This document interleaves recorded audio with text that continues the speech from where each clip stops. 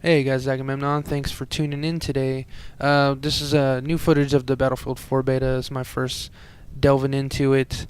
Assault class looks relatively the same from the last game.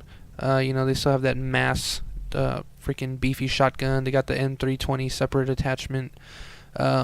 Engineer looks relatively untouched, although it seems like you can carry different kinds of weapons from PDWs to carbines, but that doesn't seem too different from what Battlefield 3 was offering. Support still looks about the same as well.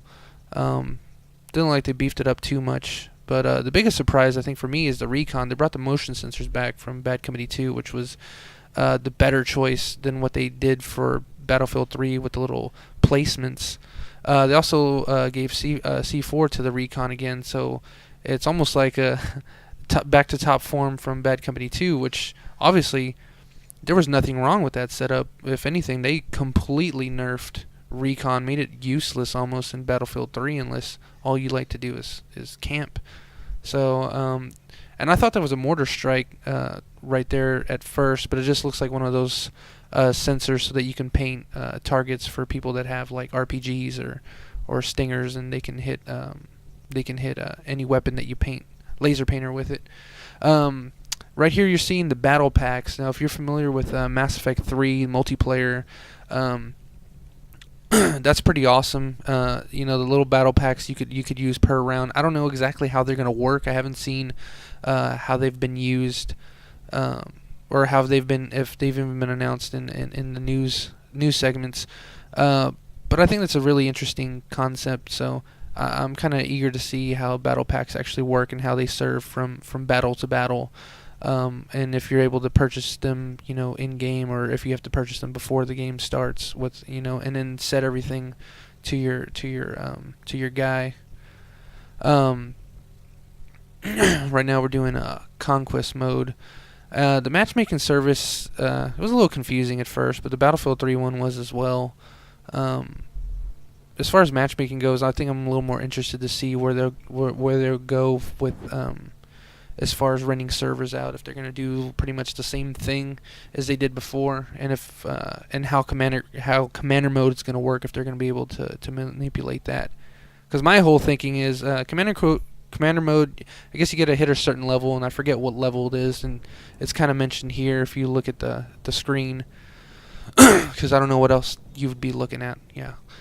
So, but I could imagine tons of people, admins, abusing the hell out of commander mode if some new person to the server comes into it and we're like, oh no, boot. I could just see mutinies everywhere.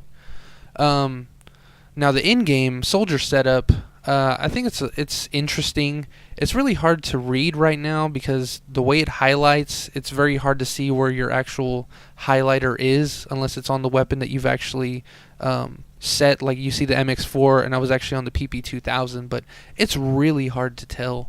And I think the black on white on gray kind of doesn't really help a whole lot either. If they would have just kept it easy black and white segment, or even kind of went back to top form with Bad Company 2. And yes, I will keep quoting Bad Company 2 because that game was awesome and the layouts were incredible. In Battlefield 3, I kind of feel like it regressed a little. And although it was really easy to read, it always felt really glitchy. So, and it was really easy because you kind of had this cross menu bar with in Bad Company 2. So, it's going to take some getting used to. There's definitely a lot more options of what you can do and what you can equip. So, I think the hints are pretty nifty, especially if you're not getting into the game. And, hey, what's going on? My wife just stepped into the room. The cool thing about the swim, and I'll probably get into it more in the next video I'll make. This one's just going to be really short and sweet. But you can actually dive and go fast in diving, and then you press X again to re-emerge. But submerging and emerging is incredibly cool because you can reenact some cool Wild West fight scenes or something like that and think you're all badass. Right now we're taking over B, and I started in this match kind of late, but this is the tower in Shanghai that usually collapses. So this is the aftermath. Another thing you'll notice if you look at the flag captured spot, I know it's a little past, but as long as you're there, you get 10 points every, I don't know, 1.5 second that you're there. So instead of just waiting till it gets to the half point to where you've taken over where the enemy doesn't own it. This is me failing at knifing because I didn't know what the button it was, so I just lit the dude up. Yeah, instead of taking it over and getting 100 points for taking it away from the enemy, and then getting another 150 for winning it for your team. You get 10 points every 1.5 seconds, so not all is lost. You'll get something even if you die before completely take it off from the enemy. So right now, here's a little gunplay. It's just a couple little random moments that I threw in there, just kind of show you how the close range combat. Nothing's really seemed to have changed. The heads up display is kind of the same. This is a really cool feature right here. This is the barricade, and I just decided to test it out because I saw it, and I didn't know how well it was going to work. I see a truck coming up, so I get to see how it works right off the bat, and it works magnificently. I think it's going to be a real key feature, definitely a game changer as far as the way people play Battlefield. So here I am being all badass and taking these enemies out.